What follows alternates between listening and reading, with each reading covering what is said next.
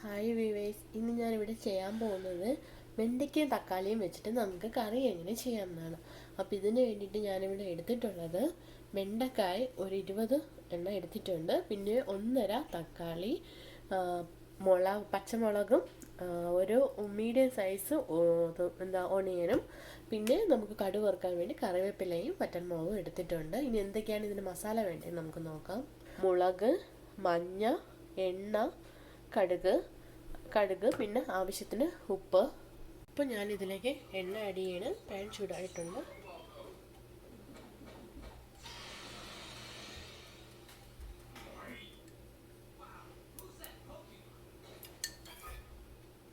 ഇതിലേക്ക് ലേശം ഒരു 1/4 സ്പൂൺ കടുക്,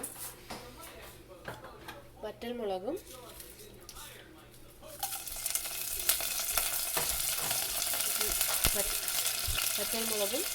കറിവേപ്പിലയും ആഡ് ചെയ്തു. ഇതിലേക്ക് ഉള്ളിയും അരിഞ്ഞു വെക്കുന്ന പച്ചമുളകും കൂടി ആഡ് ചെയ്ത് കൊടുക്കാം. അപ്പോൾ നമ്മൾ നന്നായിട്ട് ഇളക്കി കൊടുക്കാം. ഒരു ഹാഫ് ഉള്ളി ഒന്ന് പകുതി വെന്ത ശേഷം നമുക്കിതിലേക്ക് തക്കാളിയും വെണ്ടയ്ക്കയും കൂടി ആഡ് ചെയ്യാം. ഇതിലേക്ക് ലേശം ഞാൻ ഉപ്പ് ആഡ് ചെയ്ത് കൊടുക്കുകയാണ്. ഞാൻ ഇതിനകത്തേക്ക് നമ്മുടെ അരിഞ്ഞു വെച്ചിരിക്കുന്ന വെണ്ടയ്ക്ക കൂടി ആഡ് ചെയ്യാണ്. ഞാൻ ഇതിലേക്ക് നമ്മൾ അരിഞ്ഞു വെച്ചിരിക്കുന്ന തക്കാളിയും കൂടെ ആഡ് ചെയ്ത് കൊടുക്കുകയാണ്.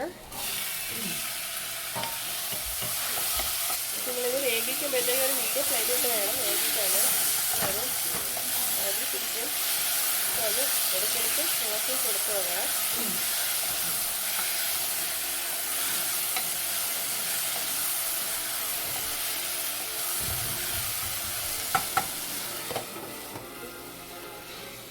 ഞാനിതിലേക്ക് ലേശം വെള്ളം ചേർക്കുകയാണ്. നിങ്ങൾക്ക് വേണ്ടാന്നുണ്ടെങ്കിൽ ചേർക്കണമെന്നില്ല. അപ്പോൾ നമുക്കൊരു കറി മാതിരി കിട്ടും. അതിനാണ് ഞാൻ വെള്ളം ചേർത്തത്.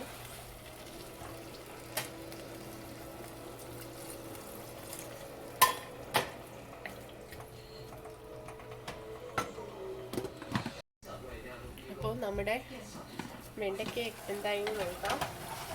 വെണ്ടയ്ക്ക നന്നായിട്ട് വെന്തിട്ടുണ്ട്. ഞാനിതിലേക്ക് 1/4 സ്പൂൺ മഞ്ഞൾപ്പൊടി ആഡ് ചെയ്യാണ്. 1/2 ടേബിൾ സ്പൂൺ മുളക് പൊടിയും കൂടി ആഡ് ചെയ്ത് കൊടുക്കുകയാണ്. ഇളക്കുക. ഉപ്പ് നിങ്ങൾക്ക് പാകമായിട്ട് ഇട്ട് കൊടുക്കുക.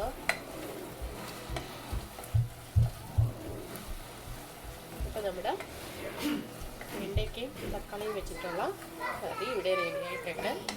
നമ്മുടെ വെണ്ടയ്ക്കയും തക്കാളിയും വെച്ചിട്ടുള്ള കറി ഇവിടെ റെഡി ആയിട്ടുണ്ട്. അപ്പം നിങ്ങളും ട്രൈ ചെയ്യാം.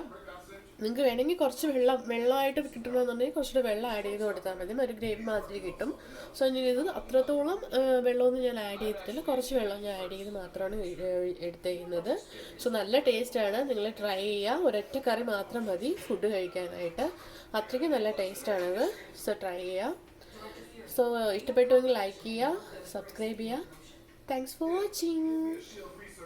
വെണ്ടയ്ക്കയും തക്കാളിയും വെച്ചിട്ടുള്ള കറി റെഡി ആയിട്ടുണ്ട്. ഞാനിതിനെ വേറൊരു പ്ലേറ്റിലോട്ട് മാറ്റി നിങ്ങളെ കാണിക്കാം.